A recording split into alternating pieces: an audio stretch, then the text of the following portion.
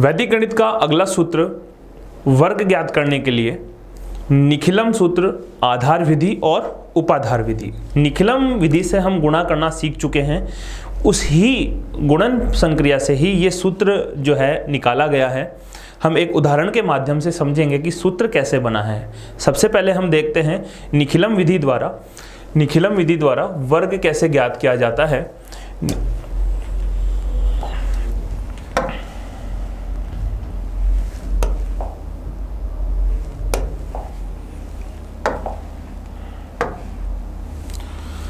ये जो वर्ग संक्रिया है, सूत्र निखिलम, आधार और उपाधार। आधार और उपाधार विधि से गुणा करना हम आसानी से सीख चुके हैं। अब वर्ग ज्ञात करने का जो सूत्र होता है, किसी भी संख्या का वर्ग जो है, किसी भी संख्या का वर्ग अगर आपको निखिलम विधि से ज्ञात करना है तो उसके लिए आपको क्या करना है, उपाधार अंक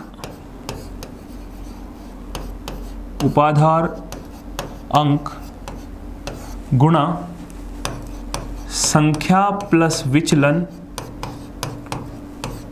ऑब्लिक विचलन का स्क्वायर है।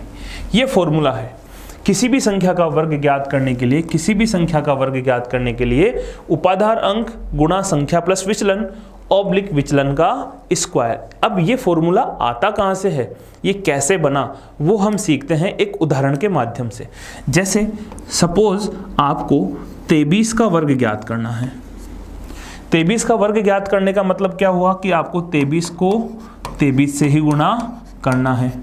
तो निखिलम विधि से जो गुणा करते हैं उसी को हमने किस में लिख दिया है, सूत्र में लिख दिया है। देखिए, तो निखिलम विधि से जब 23 से गुणा करेंगे 23 को, तो हम इस प्रकार लिखेंगे। यहाँ पर विचलन लिखेंगे 23 का। उपाधार कितना लेंगे बच्चों, उपाधार हो जाएगा यहाँ पर 20। उपाधार अंक कितना होगा 2 और आधार हो जाएगा 10 प्लस 3। इधर क्या लिखेंगे 3 गुणा 3, यहाँ पर लिखेंगे हम 3 गुणा 3। यहाँ लिखेंगे 23 प्लस 3, 23 प्लस 3। और उपाधार अंक कितना है 2, तो इस खंड में उपाधार अंक से भी आपको क्या करना है, गुणा करना है। अब देखिए फॉर्मूला कैसे बना है। देखिए बच्चों, ये 23 आपकी क्या है, ये 23 है आपकी संख्या। समझ में आया, 23 आपकी संख्या हो गई। 2 क्या है आपका, 2 है उपाधार अंक। विचलन कितना है, 23 का विचलन कितना है 3। 23 का विचलन कितना है 3। अब देखिए 3 तो हो गया आपका विचलन, तो यहां क्या लिखा मैंने 3 गुणा 3, यानी विचलन गुणा विचलन। ये है विचलन गुणा विचलन, और विचलन गुणा विचलन को हम लिख सकते हैं विचलन का स्क्वायर। देखिए फॉर्मूले में भी क्या लिखा हुआ है, विचलन का स्क्वायर, पहले खंड में। समझ में आई बात।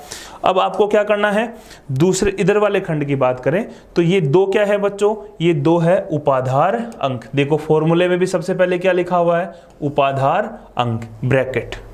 23 क्या है, 23 है संख्या, तो देखो फॉर्मूले में भी सबसे पहले क्या लिखा हुआ है, संख्या।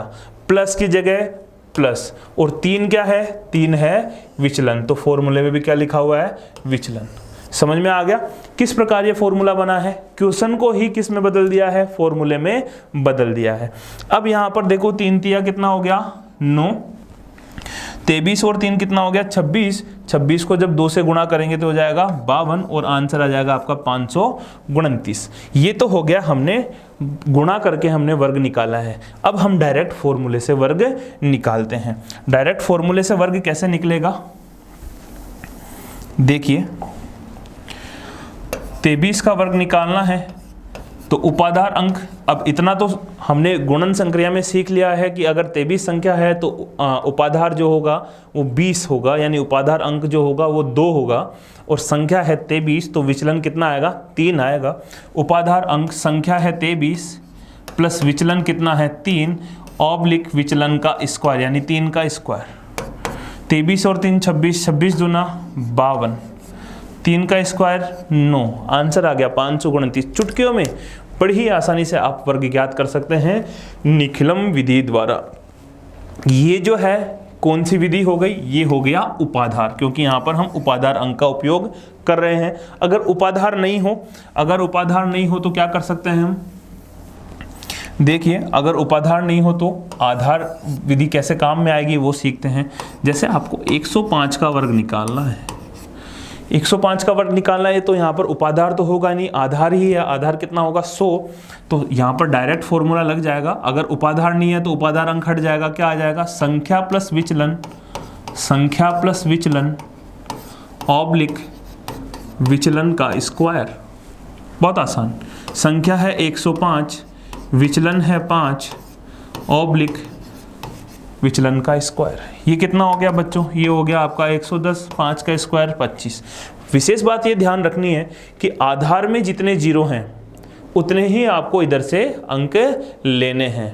समझ गए बात। अब आधार यहाँ पर पता है कि 100 है, तो यहाँ पर 100 में कितने जीरो आते हैं, 2, तो 2 अंकों की संख्या 25 यहाँ से लिया है। अगर यहाँ 3 अंक होते तो हासिल में लगा देते और एक ही अंक होता। एक ही अंक का मतलब जैसे मान लो आपको 103 का वर्ग निकालना है, तो यहाँ पर 103 प्लस 3, ये तो हो गया संख्या प्लस विचलन ऑब्लिक विचलन का स्क्वायर, 3 का स्क्वायर। तो 3 का स्क्वायर कितना होता है बच्चों, 9। लेकिन यहाँ 9 नहीं लिखेंगे, यहाँ कितना लिखेंगे आप, यहाँ लिखेंगे 0,9, क्योंकि आधार कितना है, आधार है 100 और 100 में जीरो हैं 2, तो इस वाले खंड में अंक भी कितने होंगे, 2। तो ये हो गया आपका 0,9 और ये हो गया आपका 106। आंसर आ जाएगा 10,609। एक और उदाहरण देखते हैं।